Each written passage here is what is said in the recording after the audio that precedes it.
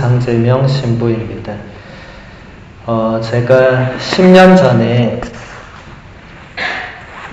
로마에서 유학 생활을 하다가 이튼타운 성당에 잠깐 왔었어요. 방학 때 와서 영어도 한 3개월 배우고 본당에서 지냈는데, 그때 스테이튼 아일랜드에 성현상 신부님이 계셨어요. 그때 이튼타운에는 박호준 레오 신부님이 계셨는데 두 분이 굉장히 친했어요. 그래서 성현상 신부님이 이튼에 로마 유학 신부가 와 있다는 소문을 들으시고 그 신부를 우리 본당에 한번 보내달라, 특강을 한번 하게 해달라, 이렇게 레오 신부님께 부탁을 했습니다. 그래서 레오 신부님이 저한테 가서 강의 좀 하고 와라 이렇게 하셔서 제가 그때 여기 왔었어요. 아마 여러분들 10년 전이라서 아무도 기억을 못 하실 거라고 생각합니다. 요즘 사람들이 어제 일도 기억을 못 한다고 이렇게 하시니까 10년 전의 일을 어떻게 기억을 하겠어요. 근데 저는 그게 특별하니까 기억을 해요. 이 성전 그대로예요. 이 제대 앞에 이게 좀 특이하잖아요. 기억을 해요.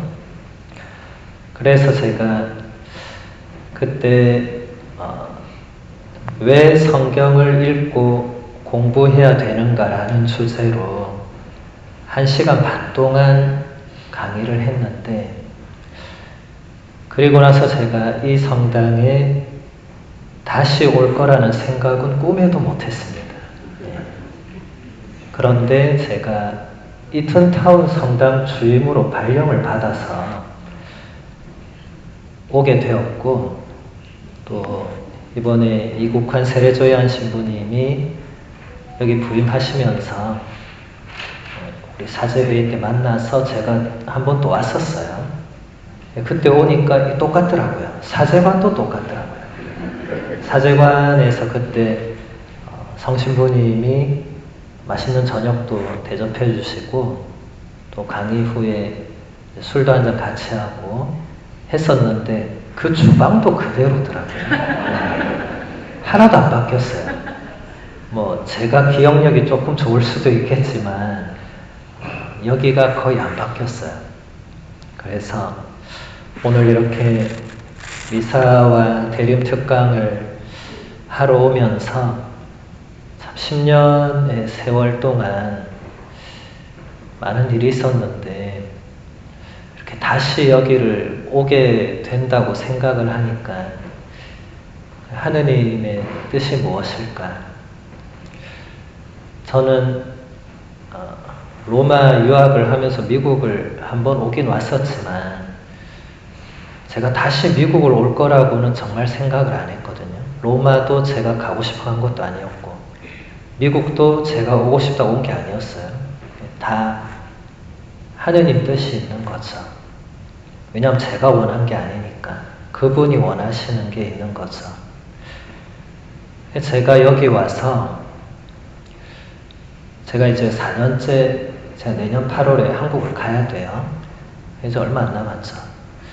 제가 여기 와서 처음에 한 2년은 은수자로 살았어요. 은수자. 여러분, 은수자가 혹시 무슨 말인지 아세요?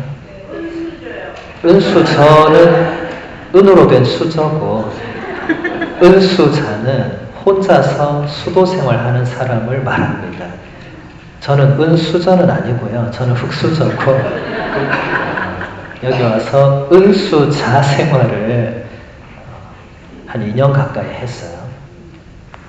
사슴들만 성당을 찾아오고 아무도 오지 않는 그 사제관에서 혼자 이렇게 기도하고 공부하고 그렇게 살았는데, 제가 요즘은 이 성당 저 성당 강의를 다녀요. 근데 두 개 다 제가 원한 게 아니었어요. 다 하느님 뜻이 있는 거죠. 지금은 이제 이렇게 강의를 하러 다닐 때인 것 같습니다.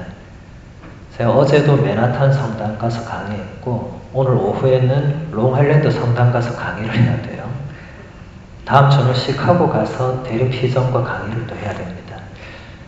이게 다 제가 원해서 하는 게 아닙니다. 여러분 집에 가만히 있는 게 좋지 나돌아다니는 게 힘들어요. 이게 좋은 게 아닙니다. 피곤하고 또 강의 준비하는 게 보통 일이 아니겠죠. 사람들이 유학 갔다 오면 강의를 그냥 알아서 다 하시는 줄 알더라고요. 예. 전혀 그렇지 않습니다. 유학은 유학이고 강의는 강의예요. 그리고 제가 유학 가서 배웠던 것을 강의 때 할 수가 없어요. 너무 어려워서. 그래서 10년 전에 여기 왔을 때도 제가 제 전공으로 강의하지 않았고 그냥 성현상 신부님이 성경 강의를 해달라고. 전 성경 전공이 아닙니다. 저는 교구학을 전공한 교구학자인데 제가 교구학 강의를 신자들에게 거의 못했어요. 그런 거는 신자들이 좋아하지 않습니다. 우리 신자들은 일단 어려운 거 싫어해요. 머리 아픈 거 싫어합니다. 쉬운 거 좋아하시고 재밌는 거 좋아하시고. 근데 성경은 어쨌든 누구나 다 관심이 있으시니까 그때는 성경 강의했어요. 오늘은 제가 책을 하나 들고 왔는데 임만희 신부님의 궁금해요 기도라는 책입니다. 어제 맨하탄 갔더니 이 책을 주보에 소개를 해놨더라고요. 신기하게. 어제는 이 책으로 강의는 안 했지만 궁금해요 기도라는 이 책을 가지고 오늘 여러분들과 기도에 대한 궁금증을 조금 같이 나누어 보면 좋을 것 같습니다. 요즘 이거 한국말로 된 책인데 요즘 인터넷이 워낙 좋으니까 여러분들이 한국 책도 인터넷으로 다 살 수 있어요. 여러분 자녀들이나 손주들한테 해달라면 다 해주면 돈만 줘도 됩니다. 예. 그렇게 비싸지도 않고. 그래서 저희도 이튼타운 성당도 한 달에 한 권씩 이렇게 신앙서적을 읽도록 하고 있습니다. 원하는 분들이 책을 구입해서 제가 어떤 책을 선정하면 책을 사서 읽도록 하고 있어요. 이 책도 몇 달 전에 제가 선정했던 책인데 내용이 아주 쉽게 되어 있고 또 기도에 대해서 잘 설명이 되어 있어서 오늘 미사 중이라 많이 보지는 못하겠지만 몇 부분 같이 보도록 하겠습니다. 임만희라는 신부님 이름이 특이하죠. 예, 한국 사람 아닙니다. 인도 사람이에요. 근데 인도 사람인데 아니지, 어디지? 인도 맞네요. 1957년 인도에서 태어나서 1985년에 한국에 선교사로 파견되어서 그때부터 한국에 계속 계셨으니까 이제 한국말을 우리보다 잘하는 것 같아요. 책까지 쓰는 거 보면 한국말로. 네. 이름이 그래서 이제 임만희라는 이름. 원래 이름은 이제 마누엘 에자파란필. 예. 인도 사람 맞네요. 무슨 말인지 모르겠네. 에자파란필. 예. 이 신부님이 여기 보면 한국에서도 피정, 영성지도, 강의 이런 것을 꾸준히 이렇게 해오신 분입니다. 책을 보면 그런 게 느껴지는데 몇 부분만 같이 보도록 할게요. 신부님 이렇게 책에서 얘기합니다. 바빠서 기도를 못했다는 것은 기도를 제대로 이해하지 못한 사람이 하는 말입니다. 물론 세상에는 바빠서 못하게 되는 일들이 많이 있습니다. 예를 들면 봉사활동이나 독서, 여행, 가족들과 시간 보내기 등등 그 외에도 다양한 종류의 일들이 있을 것입니다. 하지만 기도는 이런 종류에 포함되지 않습니다. 기도는 여유가 있을 때 하는 일이 아니기 때문입니다. 기도는 매 끼 밥을 먹는 일 또는 매 순간 숨을 쉬는 일과도 같다고 할 수 있습니다. 시간이 없어서 아예 밥을 먹지 않거나 바빠서 숨을 쉬지 않는 사람이 있겠습니까?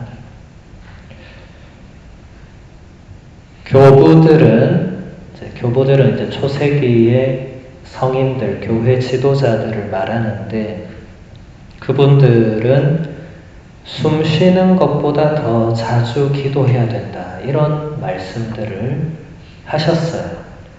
같은 맥락이라고 할 수 있습니다. 기도는 우리 그리스도교 영성 전통에서 호흡과도 같은 거다. 우리가 숨 안 쉬면 어떻게 되죠? 바로 죽습니다. 모든 죽음의 최종적인 그 원인에는 심장마비라고 적혀 있어요. 왜냐하면 결국 심장이 멈추면 죽으니까. 심장이 안 멈추고 있으면 식물인간 상태여도 일단 살아있다고 우리가 그렇게 판단을 하죠. 의학적으로. 비록 거의 모든 기능이 안 되더라도.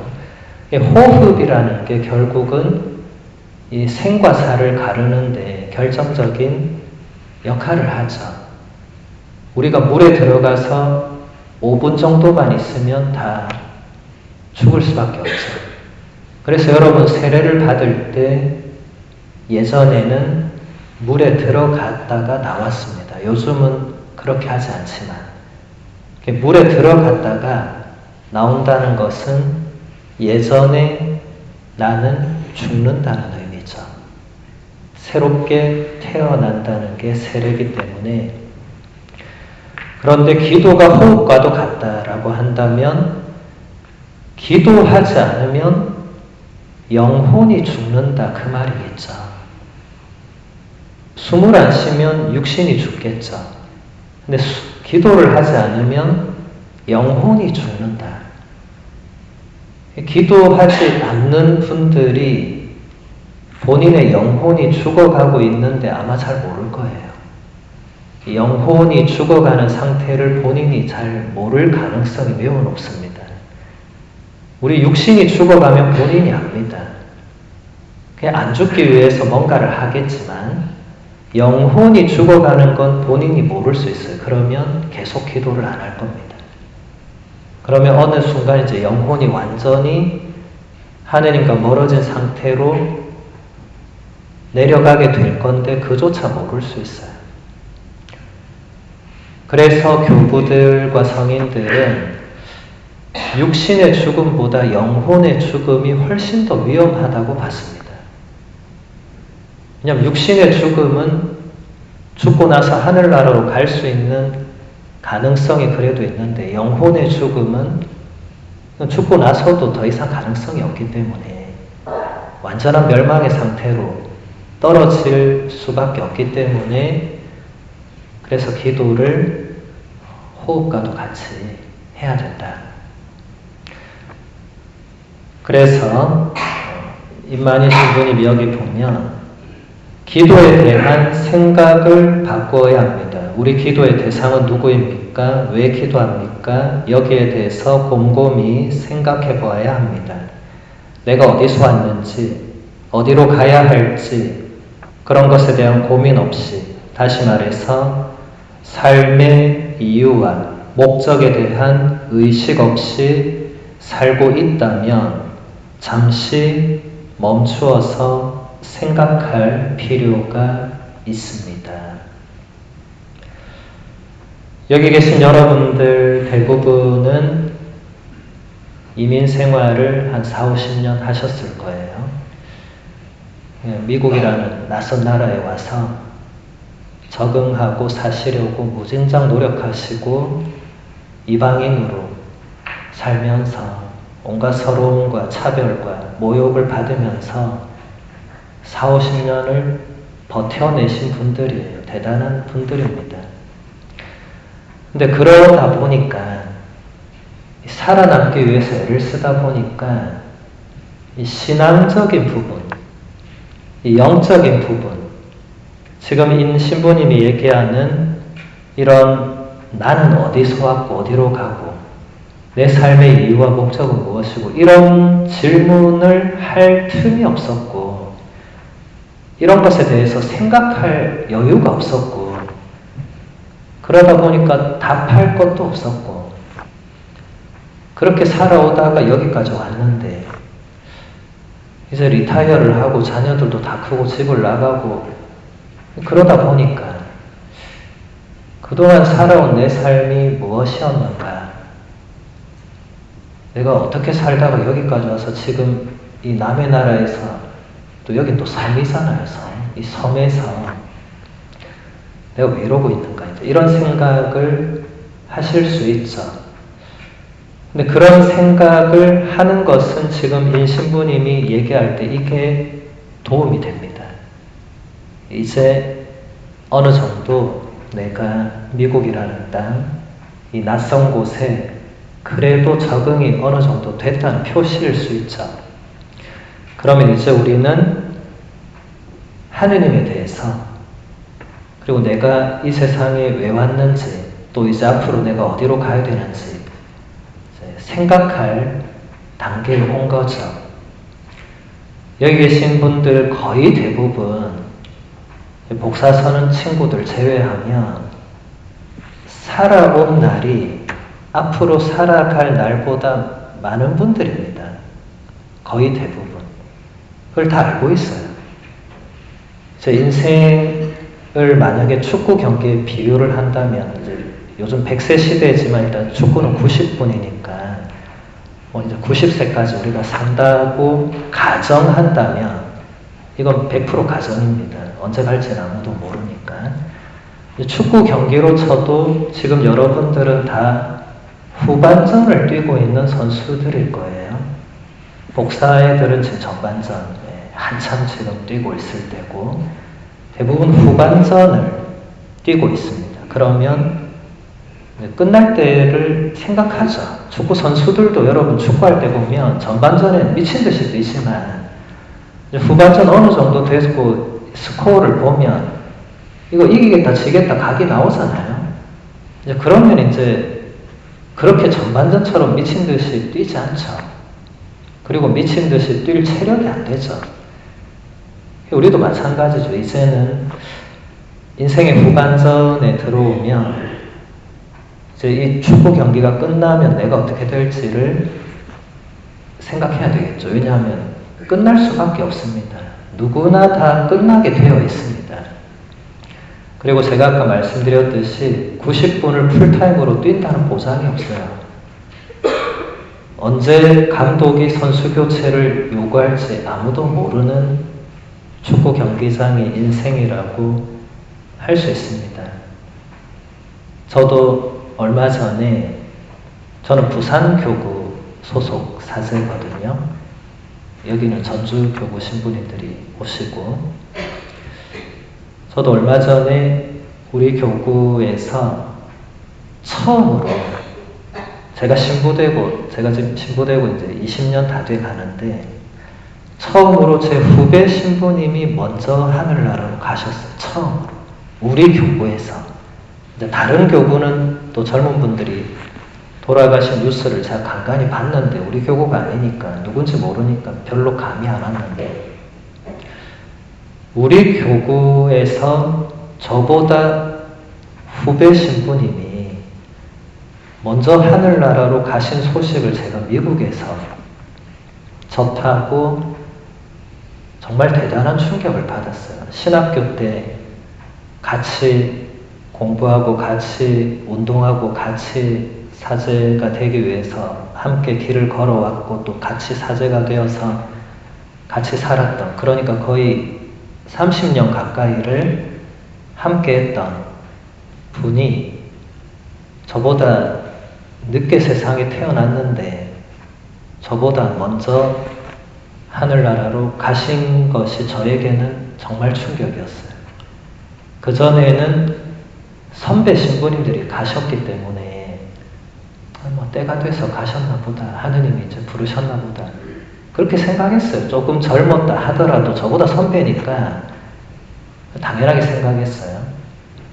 이제 후배가 돌아가시니까 이게 너무 충격적인 거예요. 저보다 후배니까 저보다 젊고 건강할 거 아니에요? 근데 그거랑 상관없이 하느님이 불러 가시는 거예요. 제가 그동안 강의하면서 하느님이 언제 불러 가실지 아무도 모른다 이런 말을 하면서도 저는 조금 유보한 그런 게 있었던 것 같아요.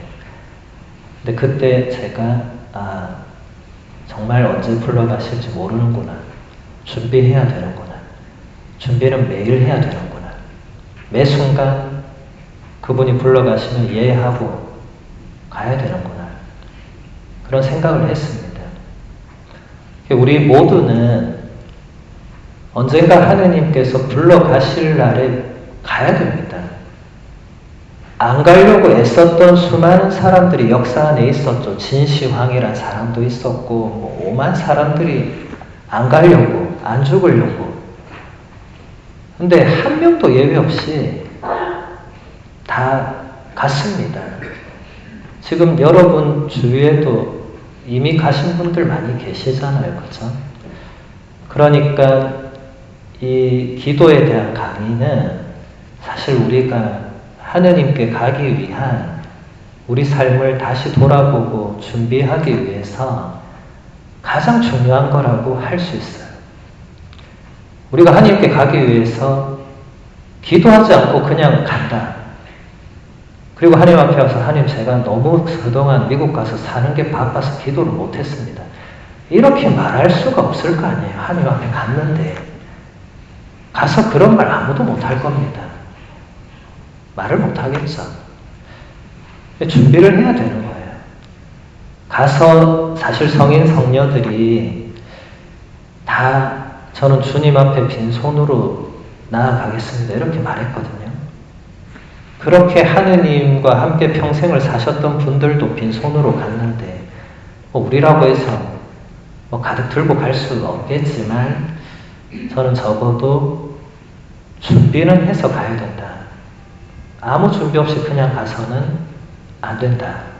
그렇게 생각을 합니다.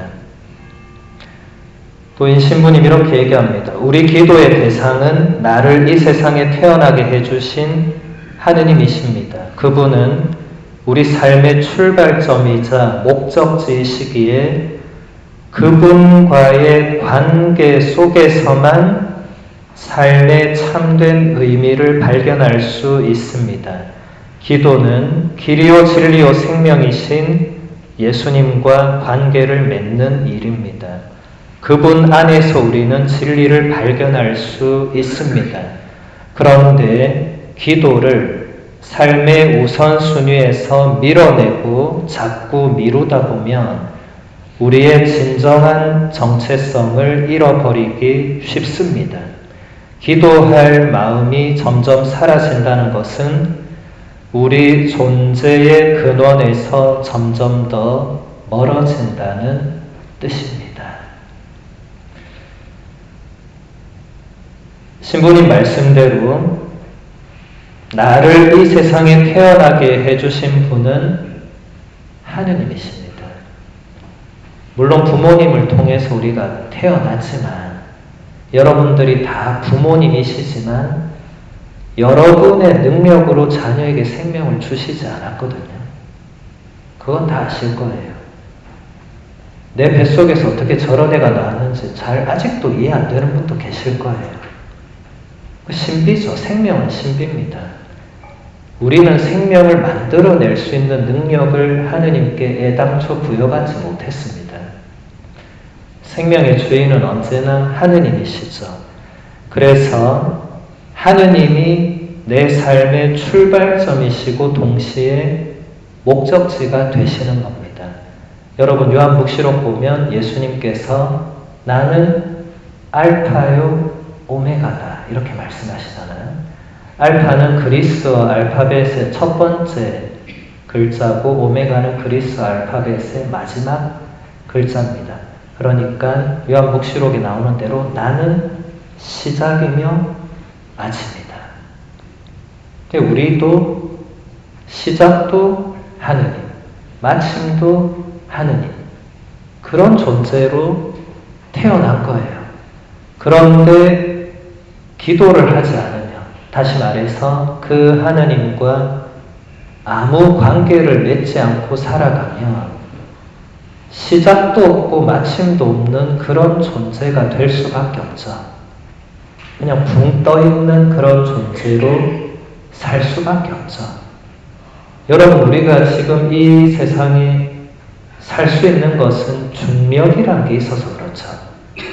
그래서 우리가 땅에 발을 딛고 살 수 있는 거죠. 여러분, 우주에 가본 분 안 계시죠? 여기 일론 머스크 친구들 안 계시죠? 예, 저도 머스크랑 안 친해서 우주 안 가봤는데, 근데 영화나 아니면 지금 이렇게 우주에 간 사람들 촬영한 거 보면 그 사람들이 어떻게 하고 있습니까? 둥둥 떠다니잖아요. 좋아 보이십니까? 저는 하나도 안 좋아 보이더라고요. 난 저런데 절대 안 가야겠다 생각했어요. 그걸 보는 것만으로도. 아니, 이렇게 뭔가 딱 붙어 있어야 되는데 둥둥 계속 떠다니니까 그게 삶이 제대로 되겠어요, 안 되겠어요? 잠깐은 즐겁겠죠, 몸이 떠 있으면. 근데 여러분, 지금부터 죽을 때까지 그렇게 둥둥 떠다닌다 생각하면 그 삶이 좋겠습니까? 괴롭겠습니까? 저는 무지 괴로울 것 같아요.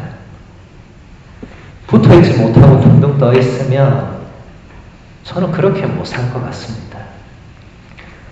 그런데 여러분들이 하느님과 관계를 맺지 않고 살아가면 그 둥둥 떠 있는 거예요. 안정된 삶이 안 되는 거예요. 기도하지 않으면 여러분들이 신앙인으로 산다고 하더라도 기도하지 않으면 여러분의 존재와 삶이, 여러분 내면이 하느님께 붙어 있을 수 없기 때문에 둥둥 떠다닐 수밖에 없죠. 불안정하죠. 불안정하면 우리는 불안을 느낄 수밖에 없습니다. 불안하면 행복할 수가 없습니다.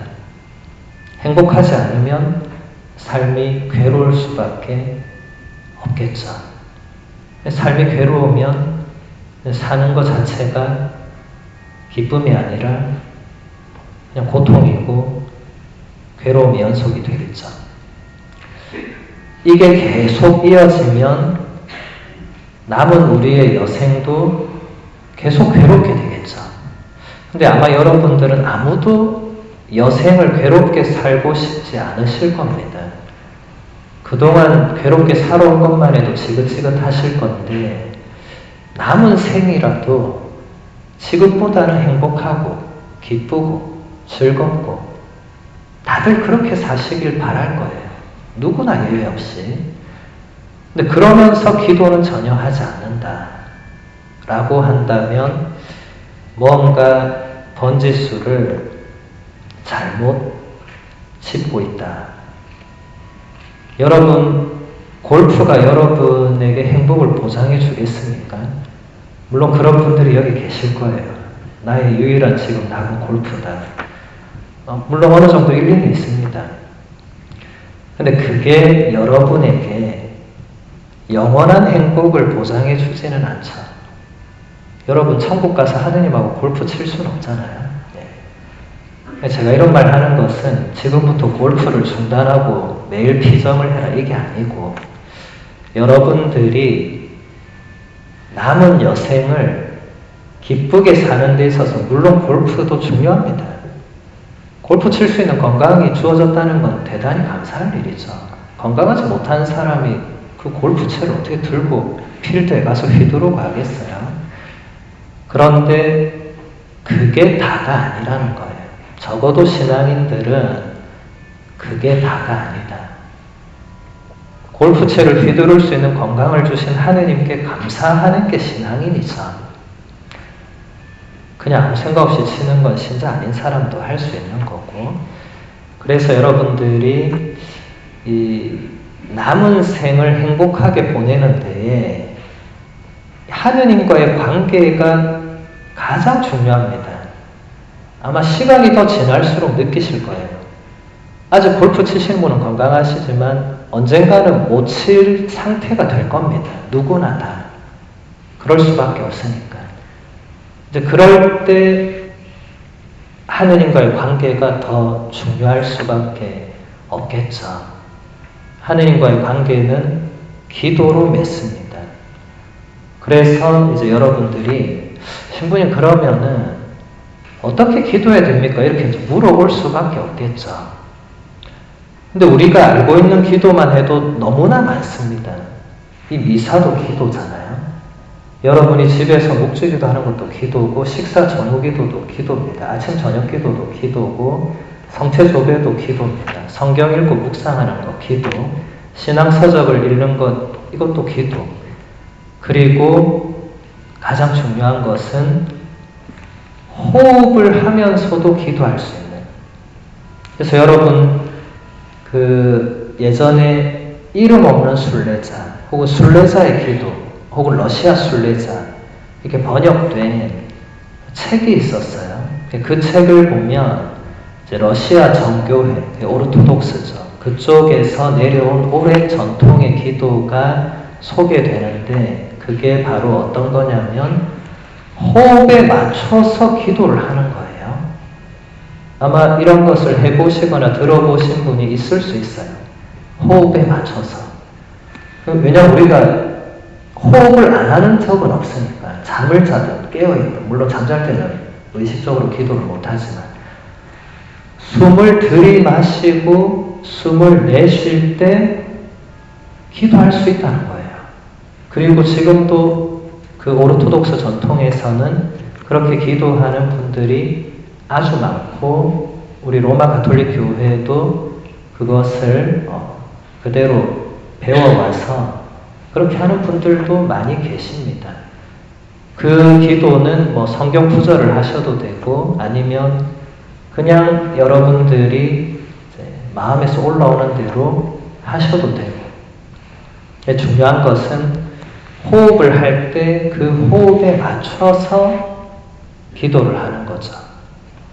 예를 들면 우리가 아까 자비송 했잖아요. 그죠? 미사 때 시작하면서 자비송을 호흡에 맞춰서 할 수 있습니다. 숨을 들이마실 때 주 예수 그리스도님 이렇게 마음속으로 말하는 거죠. 그리고 숨을 내쉴 때 죄인인 저를 불쌍히 여기소서 이렇게 하는 거죠. 그리고 계속 하는 거예요. 왜냐하면 숨은 그 다음에 또 쉬고 내뱉고 하니까 이제 이런 식으로 호흡에 맞춰서 기도하는 그런 전통도 있습니다. 그래서 여러분이 하시고 싶은 분은 하실 수 있고 꼭 그렇게까지 안 하더라도 여러분이 알고 있는 기도만 해도 대단히 많습니다. 중요한 것은 그 기도를 우리가 지금까지 어떤 마음으로 어떻게 해왔는가를 돌아보고 앞으로는 그게 하느님과 나와의 관계를 맺는 것에 가장 결정적인 것이 된다. 이제 이것을 여러분들이 염두에 두시고 기도는 의무가 아니거든요. 여러분 기도를 의무로 생각하시면 하기 싫어집니다. 그래서 앞으로는 기도가 의무라는 이거부터 바꾸는 그래서 기도는 하느님과 나와의 관계에서 가장 중요한 핵심 열쇠가 된다. 그래서 지금 시간이 많이 돼서 제가 더 설명을 못하겠고 일단 중요한 것은 기도는 의무가 아니다. 그래서 여러분 기도를 너무 어렵게 혹은 멀리 하기 싫어도 억지로 해야 되는 그런 차원이 아니라는 것 말씀드리면서 나머지 강의는 다음 기회가 된다면 또 말씀드리도록 하겠습니다. 모두 일어나셔서 우리의 신앙을 고백하시겠습니다.